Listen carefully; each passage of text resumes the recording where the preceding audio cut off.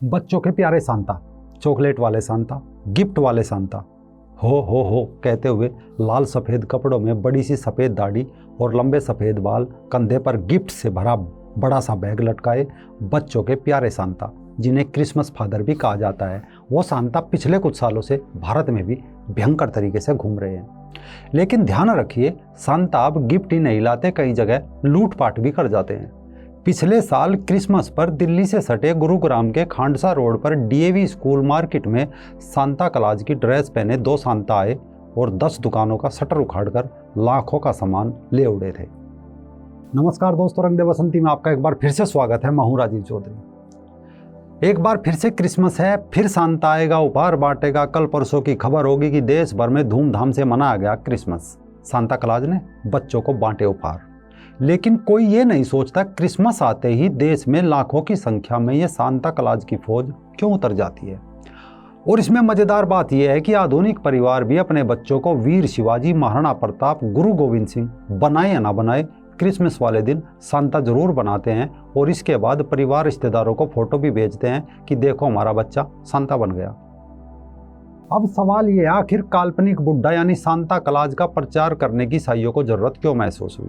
इसे ऐसे समझिए, असल में 4वीं सदी के आखिरी दशकों और 5वीं सदी में जेरूसलम ईसाई धर्म के तौर तरीके तय करने का केंद्रीय मंच बन चुका था। इस मंच पर अनेक किरदार मुख्य भूमिकाओं में थे। इन्हीं में से एक था रोम का जेरोम। वह बिशप डामासस का सचिव था।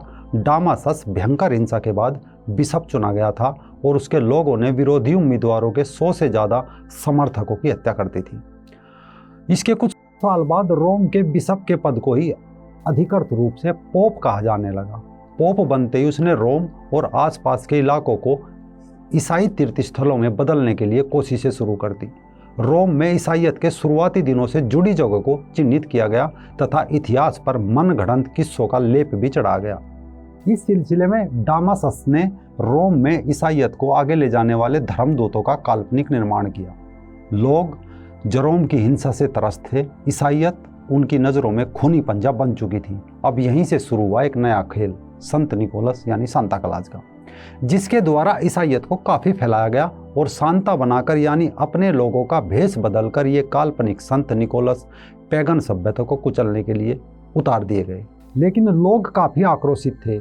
यदि कोई ईसाई धर्म प्रचारक दिन में मिल जाता तो कूट देते थे, तो सांता आधी रात चुपके से लोगों के घरों में कुछ ना कुछ रखाते थे, वो भी गरीब लोगों के घरों में। ये लोगों के लिए चमत्कार जैसा था। इसी कारण बच्चों को जल्दी सुला दिया जाता कि आज भी कई जगह ऐसा ही होता है, अगर बच्चे जल्दी नहीं सोते तो सांता अंकल उन्हें उपहार देने नहीं आते। धीरे धीरे लोगों का विश्वास ईसाईयत पर बढ़ने लगा और जब रोम में इसका प्रयोग सफल हुआ तो ये सांता अगली जगह भेज दिए गए। गरीब बस्तियां, गरीब देश चिन्हित किए जाते और उनमें चुपके से सांता की फौज उतार दी जाती। सबकी ड्रेस एक जैसी थी तो लोगों को लगता एक ही सांता है जो उपहार बांट रहा है, किंतु असल में पूरी फौज थी जो पिछले कुछ सालों से भारत में भी स्कूल, कॉलेजों, बस्तियों में अपना काम कर रही है। अभी सांता के बाद क्रिसमस की बात करें तो उसका भी सांता जैसा ही हाल है। असल में एक कहावत है, किसी देश को गुलाम बनाना हो तो उस देश की संस्कृति, उत्सव, उसके महापुरुषों, आराध्य देवी देवताओं की जगह अपने लोग बैठा दो, वो देश स्वतः ही गुलाम बन जाएगा। इसी का अनुकरण करते हुए मुंबई में ईसाइयों की सबसे बड़ी संस्था द्वारा लिखी गई एक पुस्तक है the Plain Truth Worldwide Church of God. उसमें लिखा है, चाहे सही हो या गलत, आम लोग पिछलग्गू होते हैं। जैसे भेड़ दूसरे के पीछे चुपचाप कत्ल खाने में प्रविष्ट हो जाती है, भारत में ये बात सटीक बैठती है। ईसाई मिशनरीज ने यहाँ लोगों को भेड़ के रूप में देखा और उनका भरपूर प्रयोग किया। जैसे क्रिसमस त्यौहार को ही ले लीजिए, ना बाइबिल में उसका कोई स्थान है और ना ईसा मसीह ने जिन्हें धर्म उपदेश दिया उन मूल शिष्यों ने भी क्रिसमस त्यौहार का कोई उल्लेख कभी नहीं किया। सन 1964 में प्रकाशित आंगल ज्ञान कोश कहता है कि क्रिसमस त्यौहार ईसाइयों का नहीं है। अगर उसी को निकाल दिया जाए तो ईसाईयत में कुछ नहीं रहता। ईसाईयत खोखली बन जाएगी, क्योंकि वही तो सबसे बड़ा पर्व है। वह समाप्त हो गया तो ईसाईयत ही समाप्त हो जाएगी। एक पश्चिमी लेखक हुए, नाम था एडम क्लार्क। उन्होंने एक पुस्तक लिखी, कमेंट्री। वो लिखते हैं कि जीसस 25 दिसंबर को नहीं जन्मे थे, क्योंकि उन दिनों भेड़ चरने नहीं निकलते थे। जीसस के जन्मदिन का कोई अता पता नहीं है। इस बात को इतिहासकार पी एनोक लिखते हैं कि 4वीं शताब्दी में मुट्ठी भर लोगों के इस पंथ को रोमन सम्राट कॉन्स्टेंटाइन और उसके शक्तिशाली रोमन सेना का समर्थन प्राप्त होते ही वेटिकन, जिसे पहले वाटिका कहा जाता था, उक्त वैदिक धर्म स्थल पर कब्जा कर लिया गया। वहाँ के वैदिक मठाधीश का कत्ल करके वहाँ ईसाई पुजारी बैठा दिया गया और रोमन लोगों की अधिकांश प्रथाओं पर धीरे धीरे ईसाइयत का ठप्पा लगा दिया गया।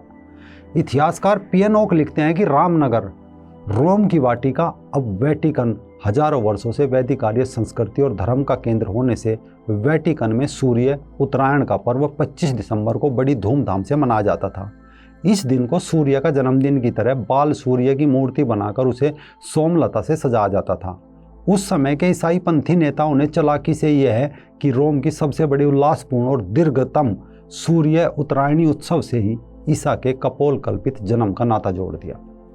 सूर्य देवता और सूर्य उत्तरायणी उत्सव सिर्फ इटली के एस्टुकन लोगों में ही प्रचलित नहीं था, बल्कि यूरोप के ड्रूइड्स, सेल्टिक सभ्यता, इजिप्ट, ग्रीक आदि देशों में भी प्रसिद्ध था। इसका प्रमाण सन 1964 में प्रकाशित अंगल ज्ञान कोश में मिलता है, जिसमें लिखा है कि सम्राट कॉन्स्टेंटाइन ने रविवार ईसाइयों को धार्मिक छुट्टी का दिन इसलिए घोषित किया क्योंकि ईसवी पूर्व की धार्मिक प्रणाली में रविवार सूर्य पूजन का तथा छुट्टी का दिन होता था।